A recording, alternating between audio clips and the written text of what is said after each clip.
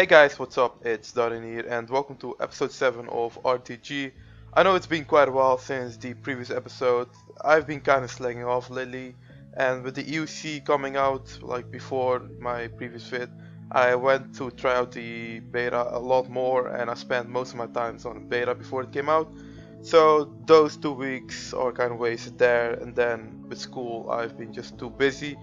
But I did manage to get quite a lot of next drops. In the background you will be seeing me using my Death Touch darts, which I still had, and I decided to use them on double drop weekend, since I thought that might be a good idea. But the funny thing is, when I used them, the next prices were crashed so hard that it was even smarter to use them before. But oh well, I didn't really manage to get anything, so that's already a spoiler.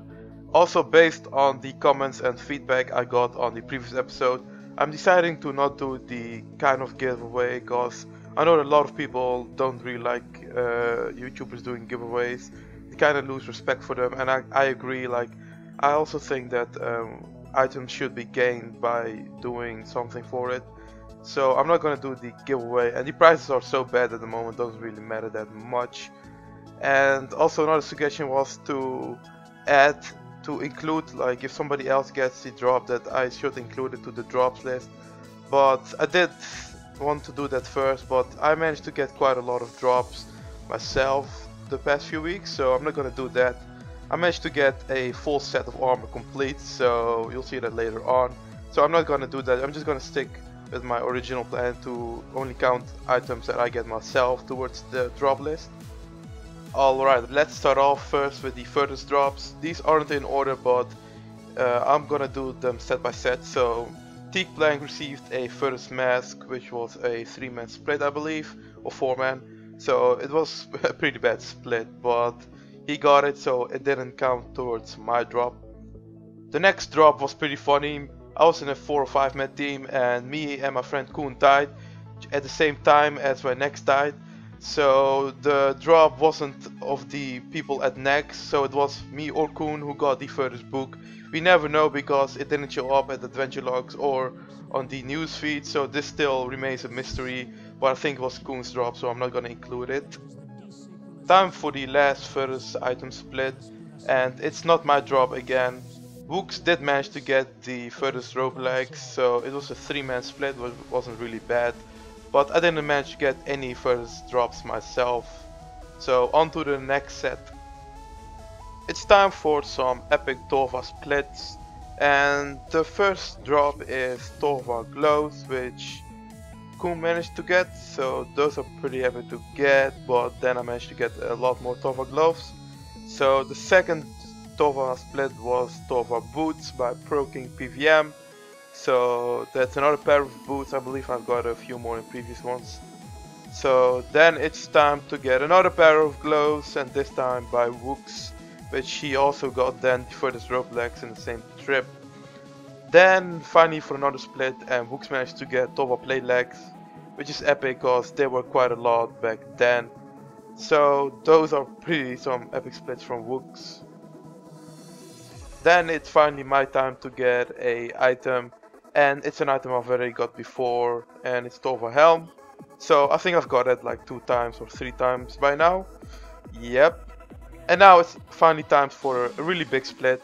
And Koen managed to get a Torva Plate Body, which he sold for 188. So it was a pretty big split for us both. So that's epic to see those huge splits from next. Then I managed to do a solo kill legit, without using any glitches or save spots.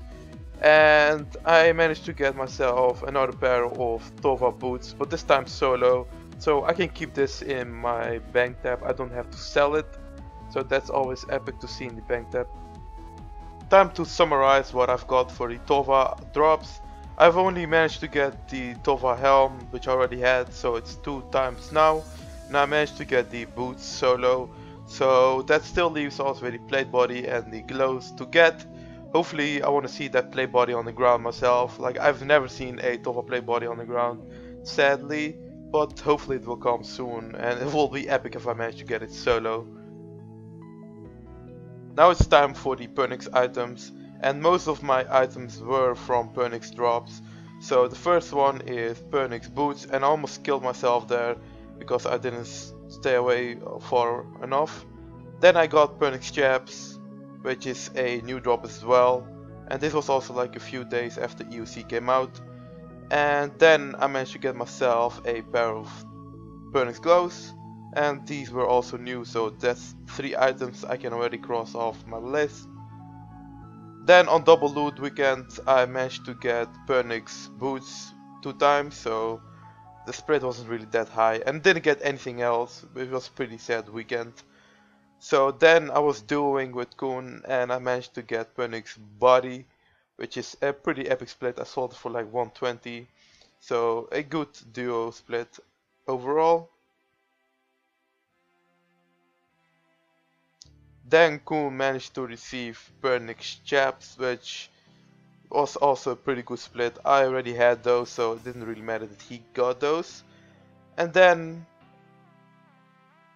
finally but not least, I managed to get Pernix Cowl, which meant that I have completed all the Pernix items. There's still one more item to get for the Pernix set. Even though it's not a Pernix item, I still think it belongs to the set, and it's the Saradomin, which I didn't manage to get, but my partner did get it, so I still need to get that.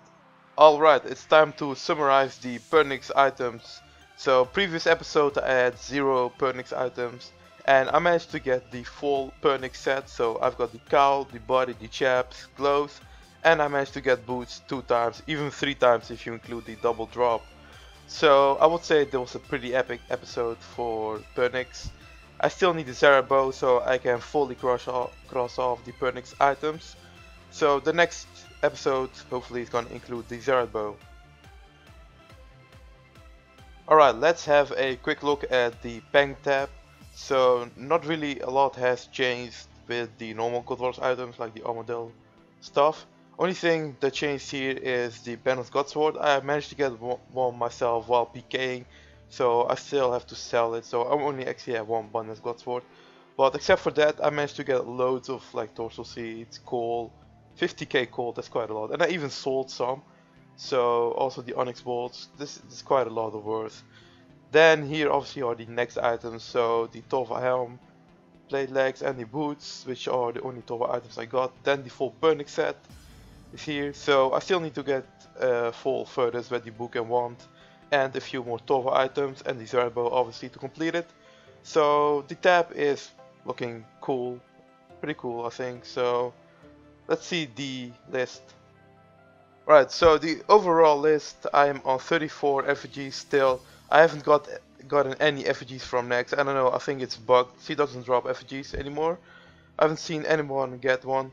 So I need Torva Body and Gloves to complete the Torva set. I need the Saradomin to complete the Pernix set. Then I need all the furthest items to complete the furthest. So at some point I'm gonna be like, I wanna get a furthest gloves or boots that's drop, which is really weird, but hey, that's how this works.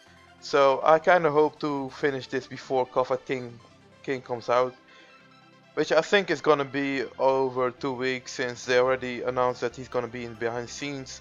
So I'm not sure if I'm gonna make that.